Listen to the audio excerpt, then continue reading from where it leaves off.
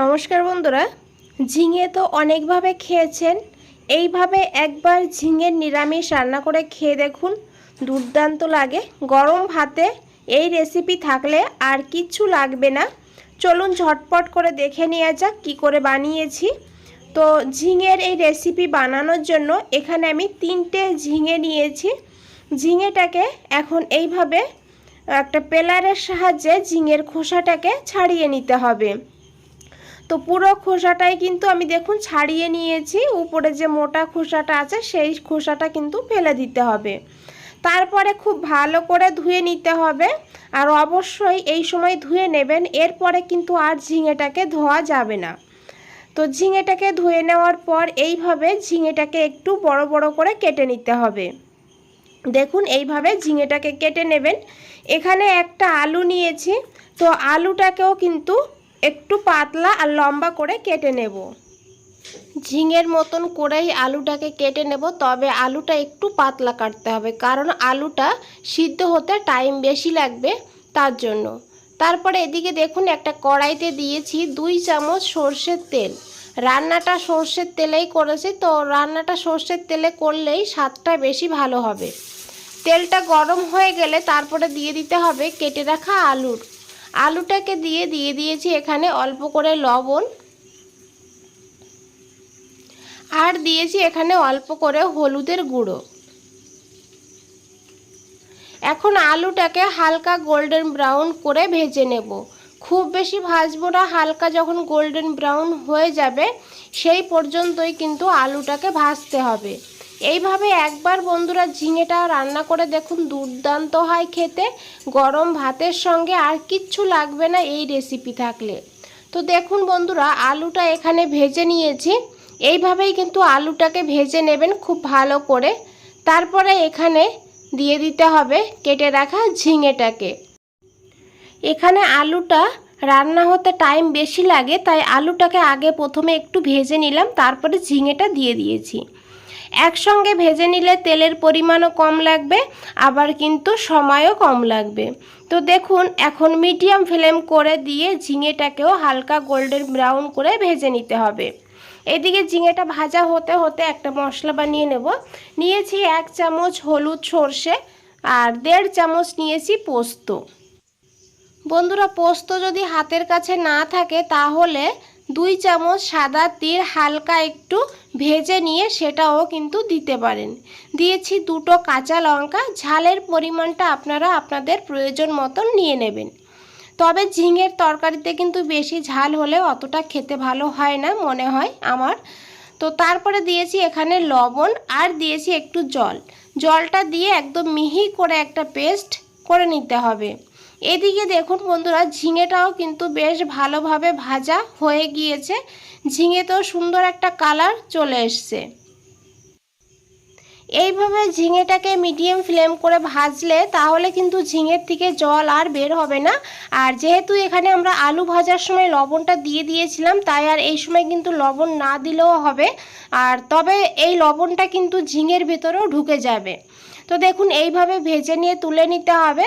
তারপরে কড়াইতে আরও 2 চামচ সর্ষের তেল দিয়ে গরম করে নিয়ে দিতে হবে 1/2 চামচ কালো জিরা আর একটা কাঁচা লঙ্কা। তো কাঁচা লঙ্কাটাকে একটু ভেজে নিতে হবে। তারপরে এখানে দিতে হবে অল্প করে একটু হিং, যেহেতু নিরামিষ রান্না অল্প করে একটু হিং দিয়ে দেবেন। তারপরে দিয়েছি এখানে একটা টমেটোটাকে এখন ভেজে নিতে হবে হালকা করে একটু। এখন এখানে দিয়ে দিতে হবে 1/4 চামচ জিরের গুঁড়ো, খুবই সামান্য দিতে হবে জিরের গুঁড়োটাকে। তারপরে দিয়েছি এখানে 1/2 চামচ হলুদের গুঁড়ো, আর দিয়েছি 1/2 চামচ কাশ্মীরি লঙ্কার গুঁড়ো। এটা কিন্তু আপনারা না চাইলে না দিলেও হবে, কাশ্মীরি লঙ্কার গুঁড়োটা দিলে কালারটা ভালো হয় সেই কারণেই দিয়েছি। আপনারা চাইলে লাল লঙ্কাও দিতে পারেন, তবে কাঁচা লঙ্কা দিয়েছি তার জন্য কিন্তু আমি এখানে লাল লঙ্কার গুঁড়োটা আর অ্যাড করিনি। তো প্রথমে মশলাটাকে খুব ভালো করে তেলের সঙ্গে একটু ভেজে নিতে হবে। তারপরে দিতে হবে অল্প করে জলটা না দিলে তাহলে কিন্তু গুঁড়ো মশলাটা নিচে লেগে যেতে পারে। আর যদি নিচে লেগে যায় বা পুড়ে যায় তখন কিন্তু খেতে ভালো হবে না। সেই কারণে অল্প করে জল দিয়ে খুব ভালো করে মিশিয়ে 2 মিনিটের জন্য ঢাকা দিয়ে রেখে দিয়েছিলাম।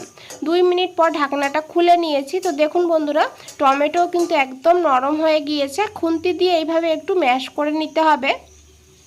তারপরে যখন এই মশলা থেকে খুব ভালো করে এইভাবে তেল বেরিয়ে আসবে তখন এখানে দিয়ে দিতে হবে পোস্ত আর সর্ষে বাটা, দিয়ে খুব ভালো করে মিশিয়ে নিতে হবে। আর এখন আর খুব বেশি কষানোর দরকার নেই, কারণ 1 থেকে 1.5 মিনিট কষালেই দেখবেন এইভাবে তেল উপরে উঠে আসবে। সর্ষে পোস্ত হালকা করে একটু কষিয়ে নিলেই খেতে কিন্তু খুব ভালো হয়। তো এইভাবে কষিয়ে নেওয়ার পর দিয়ে দিয়েছি এখানে ভেজে রাখা ঝিঙে আর আলুটাকে। ঝিঙেটা ভেজে রাখার পর কিন্তু জল বের হয়, সেই জলটা কিন্তু ফেলবেন না, সেই জলটাও আমি এখানে দিয়ে দিয়েছি। খুব ভালো করে এখন মশলার সঙ্গে কষিয়ে নিতে হবে।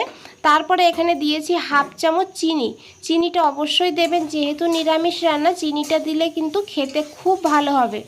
তারপরে খুব ভালো করে মিশিয়ে নিয়েছি। আর এখন ঢাকা দিয়ে লো ফ্লেমে 2 মিনিটের জন্য রেখে দিতে হবে। এতে কি হবে, মশলাটা আলু ও ঝিঙের ভেতরে খুব ভালো করে ঢুকবে আর দারুণ একটা ফ্লেভার হবে।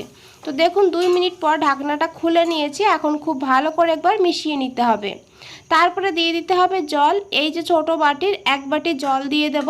খুব বেশি জল দিতে হবে না, কারণ ঝিঙেটা তো একদম নরম সবজি আর আলুটাও কিন্তু আমাদের ভাজার সময় 80% সিদ্ধ হয়ে গিয়েছিল।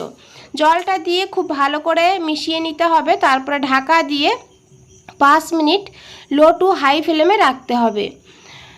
5 মিনিট পর ঢাকনাটা খুলে নিয়েছি। আর এখন খুব ভালো করে একবার মিশিয়ে নিতে হবে। তো দেখুন আলুটা কিন্তু খুব ভালোভাবে সিদ্ধ হয়েছে, ঝিঙেটা তো হয়েই যাবে। তো এইভাবেই ঝোলটা রাখবেন, এটা যখন ঠান্ডা হবে তখন কিন্তু আরেকটু টেনে যাবে।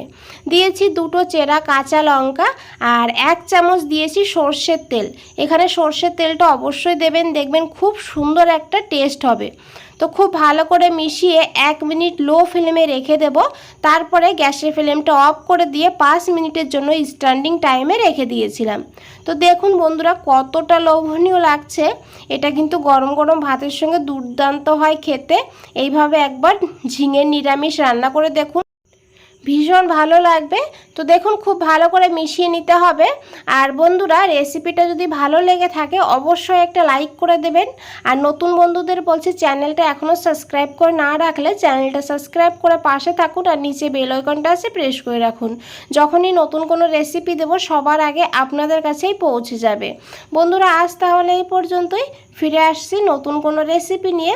ভালো থাকবেন, সুস্থ থাকবেন। আপনাদের সবাইকে অনেক অনেক ধন্যবাদ।